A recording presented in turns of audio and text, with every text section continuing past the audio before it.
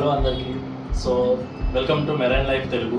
So మనం ఈ ఛానల్లో క్లియర్ కట్గా మన ఇంట్లోనే ఒక సాల్ట్ వాటర్ ఎక్వేరియంని ఎలా చెక్ చేసుకోవాలి, ఏమేం ప్రాసెస్ ఉన్నాయి, అసలు దానికి కావాల్సిన ఎక్విప్మెంట్ ఏంటి, దాని యొక్క కాస్ట్ ఎంత పడుతుంది, ఆ కాస్ట్ని రిడక్షన్ చేసుకోవడానికి డిఐవై టెక్నిక్స్ ఏంటి, ఇవన్నీ మన ఛానల్లో అప్కమింగ్ వీడియోస్లో 1 by 1గా మీరు చూడబోతున్నారు. సో ఇది నా marine tank setup which is custom made. నాకు తగ్గట్టు, నా ఒక ఫ్రీ స్పేస్ తగ్గట్టు, నాకు నచ్చినట్టు నేను కస్టమైజ్ చేసుకున్న ట్యాంక్. సో దీని యొక్క కాస్ట్, దానిలో వాడాల్సిన రాక్ ఏంటి, శాండ్ ఏ విధంగా ఉండాలి, దాన్ని సపోర్ట్ చేసే స్టాండ్, ఈ స్టాండ్ ఏ విధంగా ఎంత స్ట్రాంగ్ ఉండాలి, ఎందుకంటే మనకి వాటర్ లెవెల్ ఎక్కువ అయిన కొద్దీ సో దాని యొక్క వెయిట్ అనేది పెరుగుతుంటుంది. మన ఫ్లోర్ అంత సపోర్ట్ చేస్తుందా లేదా ఫస్ట్ అది తెలుసుకోవాలి.